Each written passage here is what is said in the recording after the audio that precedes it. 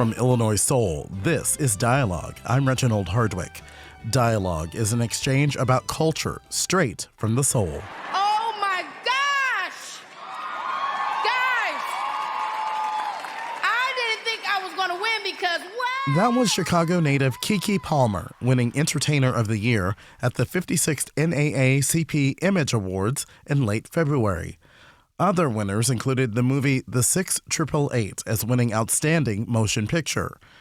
Journalist Joy-Ann Reid won for Outstanding News and Information Series for The Readout in the same week that MSNBC canceled her show. And as she accepted the Chairman's Award, former Vice President and presidential candidate Kamala Harris urged viewers not to surrender to this moment in history. Some see the flames on our horizons, the rising waters in our cities, the shadows gathering over our democracy, and ask, what do we do now? But we know exactly what to do because we have done it before, and we will do it again. We use our power. We organize, mobilize, we educate, and we advocate. Because you see, our power has never come from having an easy path. Our strength flows from our faith.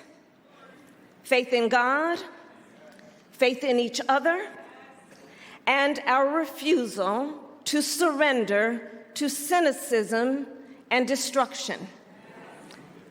Not because it is easy, but because it is necessary. The NAACP was formed after the Springfield Race Massacre of 1908. 2 black men were killed and entire homes and neighborhoods destroyed by a mob of 5,000 white Illinoisans trying to find and kill 2 black men who had been snuck out of town to Bloomington. One of the men was suspected of killing a white man. The other was falsely accused of sexually assaulting a white woman.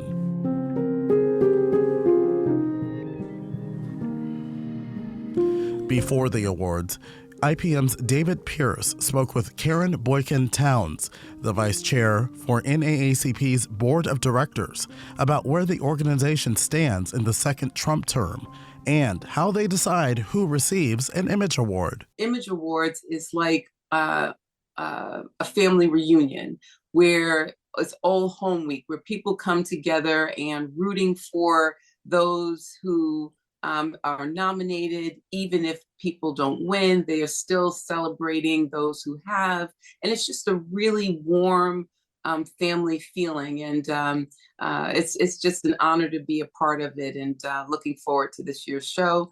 And Karen, I like how you talked about it being a family reunion where there's this space that Black people can come together and celebrate. Now, can you tell me why that's important, given that there has been times where Black people were forced into being into secluded spaces where we could enjoy each other's company?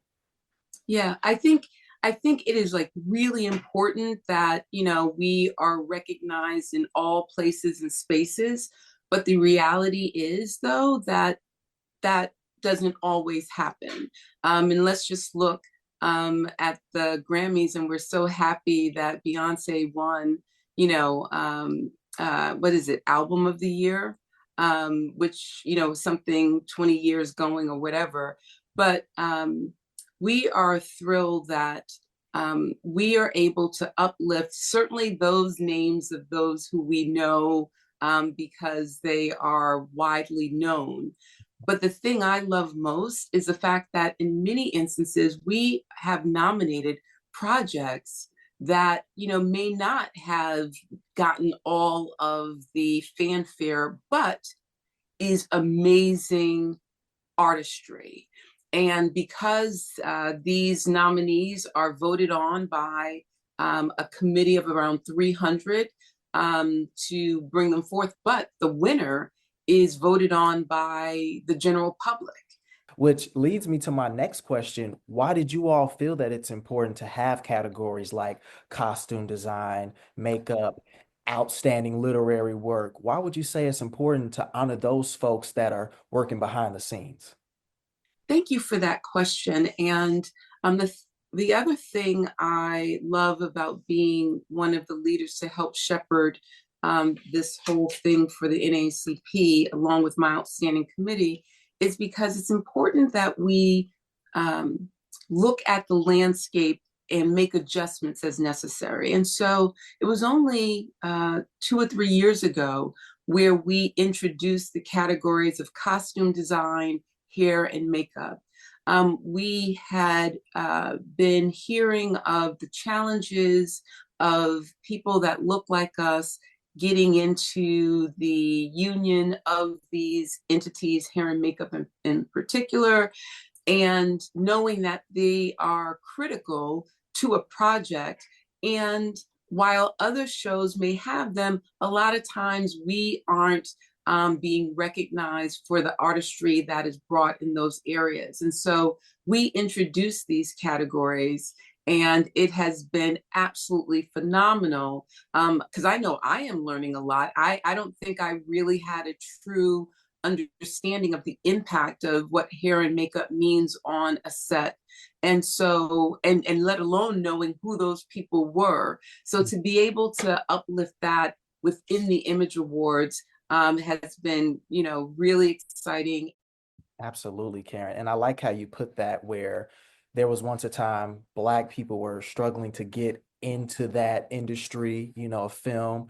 But also, too, when you think about it, who better will make a Black person on screen look like a Black person on screen than another Black person?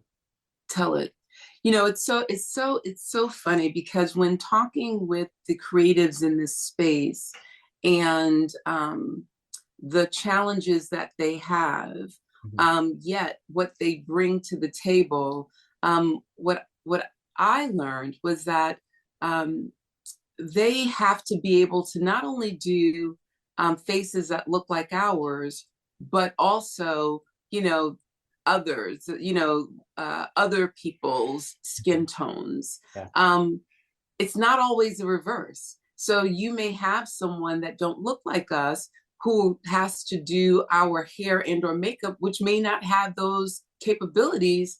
And maybe sometimes you go out looking a little crazy. Or what I found has happened is that some of them will just do it themselves so that they can look the way they know they need to look. So there's a lot that goes into these spaces, Mhm. but it's only through by engaging and opening it up that we get to learn. And so we're really, really pleased with working with organizations like Black Beauty Roster and others that really allows us to gain understanding and helps us to get better in terms of ensuring that we are lifting up those that need the recognition and who would appreciate being highlighted um, for their stories, because they definitely have stories as well. When you think about the work the organization has done over the 100+ years and is still here today, what comes to mind? Wow, David. We're 116 years old today, and I I am just humbled, David. To be honest, I never saw myself reaching this level within the NAACP. I was just doing work in my local community, but to know that I, along with many individuals today, are standing on the shoulders of those who have come before us. Yet, here we are in 2025 and having to fight some of the same, challenges for things that we thought we had won, can be a bit disheartening, but at the same time, it is fuel to know that we did it before, we'll do it again. And more importantly, as K. Dot said, it's in our DNA, right? We know how to We know how to advance. We have royalty inside our DNA. And at the end of the day, we must not be despondent by what we see, but recognize that there are organizations like the NAACP. And listen, we are far from perfect. We are far from perfect, and we can't do it by ourselves. It really will take all of us working collectively to come together and ensure that we are able to advance, that we're able to hold on to the gains that have been won, but more importantly, to continue to advance us forward, because there's still so much to be done. It really kind of puts things in perspective of, we should walk with a sense of pride and our heads up high, given what we've overcome. Yes. And listen, I mean, the truth of the matter is this. If we had not been progressing, if we were not making progress, they would not be fighting us as hard as they are to stop us. And so to watch someone like Kendrick Lamar on the biggest stage, on one of the biggest stages that exists, the Super Bowl, to be so bold and brilliant with his, artistry, where if you know, you know, right? On that stage, I think it's just magnificent, because it is those we are the culture.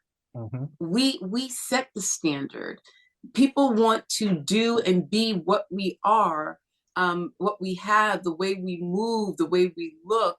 But at the same time, they don't want to accept us in many instances, around the tables that matter. But we will keep fighting, we will keep pushing, because that is where we belong. That is where we are in certain instances. That is where we belong, and that is where we're going to ensure we get to and where we stay. When you all as a committee to have your meetings and you deliberate on who you all may want to nominate, what things do you all take into consideration that makes you all want to say, like, hey, we want to consider this person or this project for this award? Okay, so let's step back a bit. Our Image Awards Committee is not the vehicle by which the nominees are determined. We have a 300 plus group of selected individuals who range. There's some NAAC peers, but generally they are also people that are from the industry, whether it be literature, recording, movies, TV, those sorts. And so this collective of 300 plus people review the project. So projects get submitted. They may come from the TV studio, they may come from a publicist, they may come from a record company, but they support these projects. And there may be 6,000 projects away. There's a number that come in. And so over the months of probably the beginning of December to maybe the right before Christmas, this committee will go through the various projects and vote for the top 5. And then once those are determined, then we have the nominees announcement, which we had this year on January 7th. And that is where the nominees for each of the categories are announced. There's 5 of them. And then it's open to the public to vote over the course of several weeks as to who the winner will be. Karen, I want to ask, what does the NAACP want to leave viewers with once this show is over, given so much is happening in the world today?